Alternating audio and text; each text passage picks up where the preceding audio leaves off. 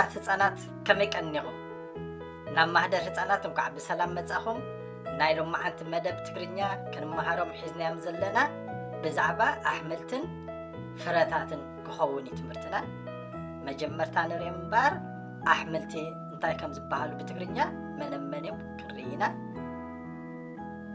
ሰላጣ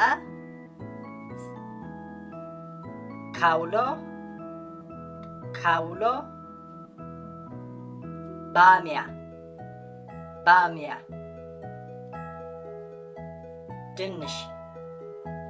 ድንሽ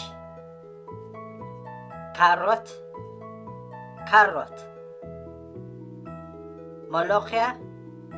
መሎኽያ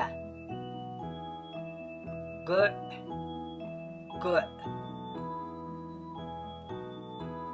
ቀይሕ ሱር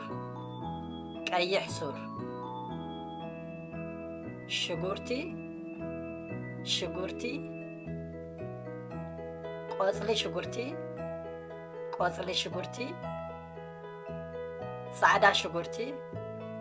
ጻዕዳ ሽጉርቲ ጅንጅብል አዝማሪኖ ልሕቲት ካውሎ ፊዮሪ ዱባ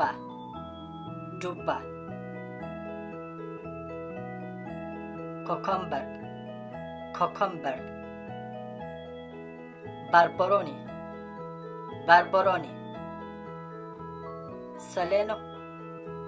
ሰሌኖ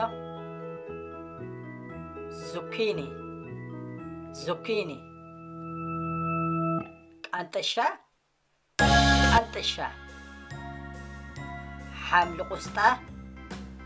ሓምሊ ቁስጣ ስፒናች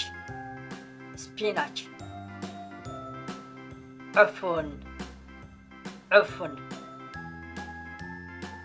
ኮሚደረ ዓተር ባልዶንጋ ሰበረ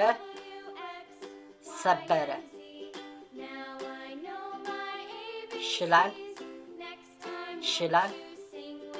ሓምላ አድጊ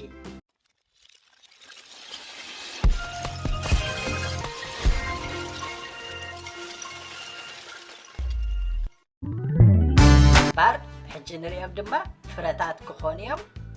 ብሓባር ንበል ፍራውለ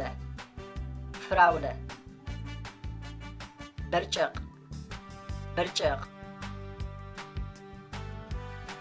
ኪዊ ወይኒ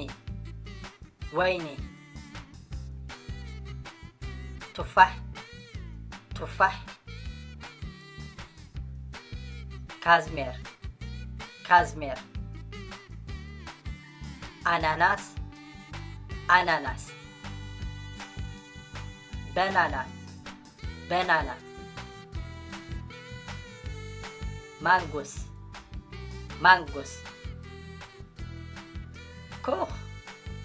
ኮኽ ዘይቱን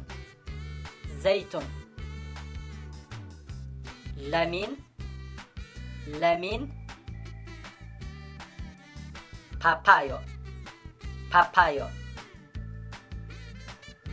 ፊጊ አራንሺ መንደሪኒ በለስ ተምሪ ጋባ ዓካት ሰላም ክቡራት ህጻናት ከመይ ጸኒሕኩም ምሳና ብጽናሕኩም ኣዝና እንዳመስገንና ናይ ሎማዓንቲ መደብ ኣብ ዝወዲና ኣለና ካልእ መዓልቲ ብካልእ መደብ ክሳብ ንረኸብ ቻው ሰላም ቅነ ባይ